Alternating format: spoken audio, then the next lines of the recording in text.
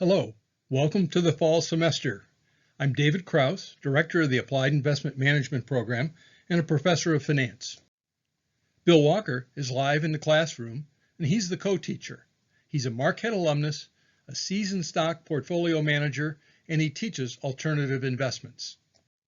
Jessica Harris is the AIM coordinator and a vital player in the entire AIM program. She's someone you'll work with very closely on administrative and other matters.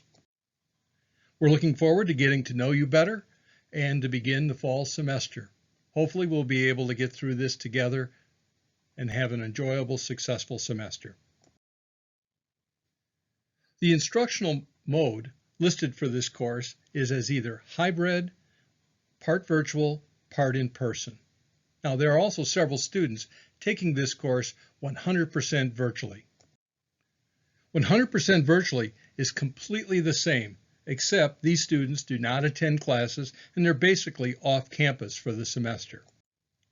Most of you are aware that you'll be attending in-person class 1 day per week, as well as attending virtually using Teams throughout the other 2 class meetings of the week. On Fridays, we'll typically have outside speakers, special topics, or maybe even seniors in the AIM class presenting that week's stocks to you. Now, I'll be 100% virtual this semester, while Mr. Walker and Ms. Harris will be on campus. I'm in a household with high-risk individuals, and for safety and health reasons, I'm going to be 100% virtual this semester. Although I have taught virtually in the past, I'm the first Marquette professor to have taught in the MOOC online format over 6 years ago, and I'm very comfortable getting to know and working with you in an online manner. I know this semester will be successful. The syllabus and course schedule are loaded in D2L, as we can't issue hard copies during the semester. The schedule, which includes assignments, readings, outside speakers, and other matters, are coded into D2L, and it should be easy for you to see when these topics are covered. Attendance is not a part of the final grade during the fall semester. However, participation is. Instructor evaluation of active in-person and online participation in discussions is worth 30 points, or about 3% of your final grade this semester. Within the contents area of D2L, you'll find that everything is already loaded and ready for the semester. Now, there will be periodic updates as things change, but they'll always be current in the D2L contents area. Ever since AIM was created back in 2005, the very first AIM course, FINA 4310, has had 2 parts.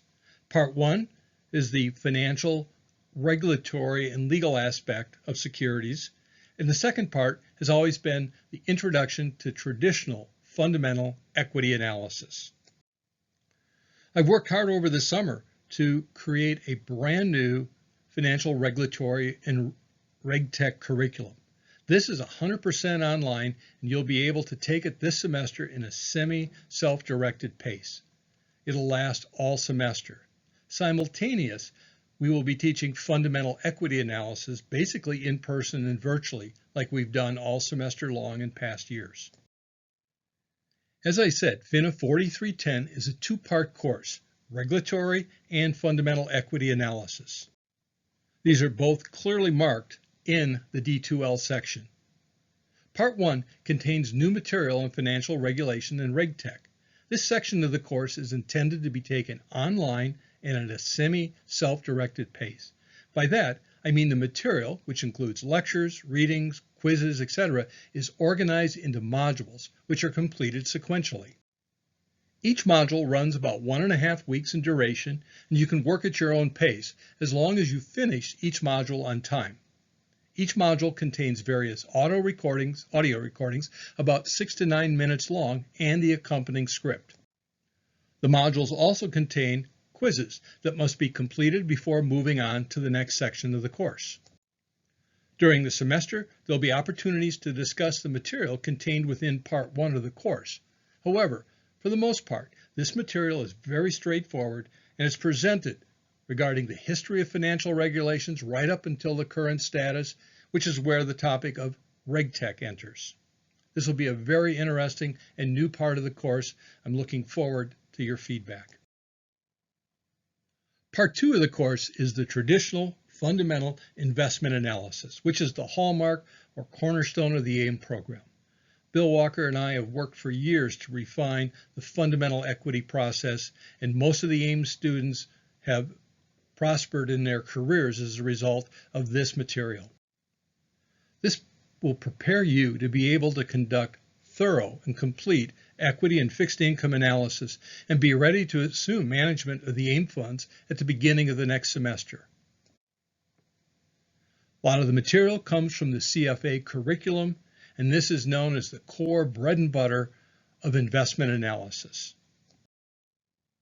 Here you can see the detailed 100% online portion of the course as it pertains to Part 1, the Regulatory and RegTech section. Even with the uncertainty of COVID-19 hanging over us this semester and the in-person classes potentially being canceled, who knows, this schedule will not change. As stated before, the second part of this course runs simultaneously to Part 1. And there's a breakdown of the topics, quizzes, and assignments contained here in the spreadsheet as well as in D2L.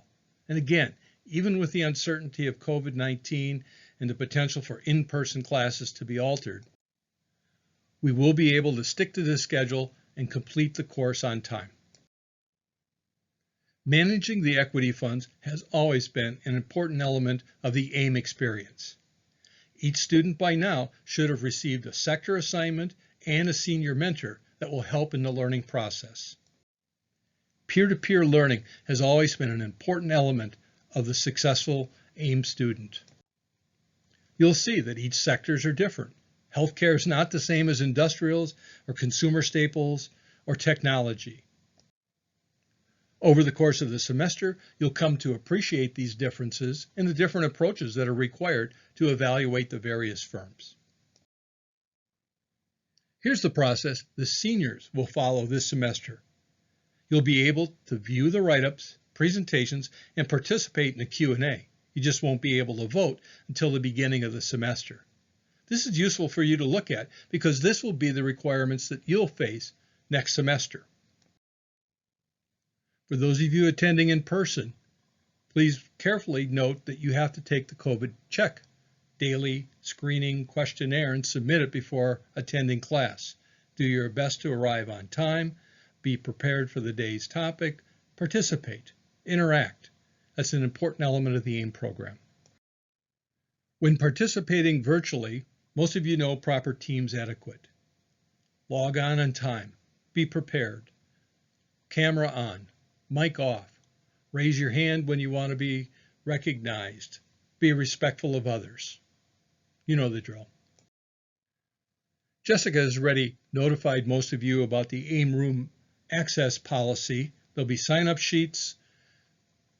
People can be in the room on an hourly basis with a 2-hour consecutive maximum use. Follow proper safety and disinfectant procedures, masks, etc. would be required. It should be noted that the only technology that's not available for you online is the Bloomberg terminal, which can only be accessed in the AIM room. Juniors and seniors have the same priority in terms of accessing the resources in time in the AIM room. I've already showed you the schedule the seniors need to keep on a weekly basis for their AIM presentations. I think it's useful for you to follow this as well. We'll make available the voiceover PowerPoint presentations, give you access to the Q&A sessions on Friday at 11 o'clock, and also allow you to see the write-ups. All of this is very important in the learning process for you this semester, as well as the expectations we hold on you for the next semester when you are managing the AIM funds. Here's the pitch schedule, at least for the first half of the semester. Each of the seniors present twice during the semester. I'm going to make every effort to be available to you. Email me, set up a time that you want to talk, either on Teams or on the phone. I will make myself available. Mr. Walker and Jessica will be available too. They'll be on campus and hopefully have opportunities to meet with you. I do not think that the fact that Several of us are going to be 100% virtual in the fall should prevent us from carrying on normal office hours and activity. In fact, I'm preparing more of my schedule to be available on a weekly basis than any time in the past. So let's make the effort, reach out, email me, set up times. More than happy to meet with you on Teams or talk with you in person on the phone. Office hours are posted in the syllabus. Technically, I am available Monday, Wednesday, Friday from 1 to 3. 1 to 2 o'clock, I tend to be open, just like anyone can come onto Teams and talk about topics at the time. To talk individually, let's schedule appointments Monday, Wednesday, Friday between 2 and 3.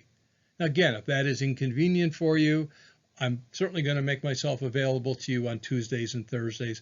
All you have to do is email me and we'll set up a Teams or a telephone conversation. You know, we need to stay positive this semester. This is challenging. We've never seen anything like this before. Our economy, healthcare industry, education, business, e-commerce, you name it, have all been impacted.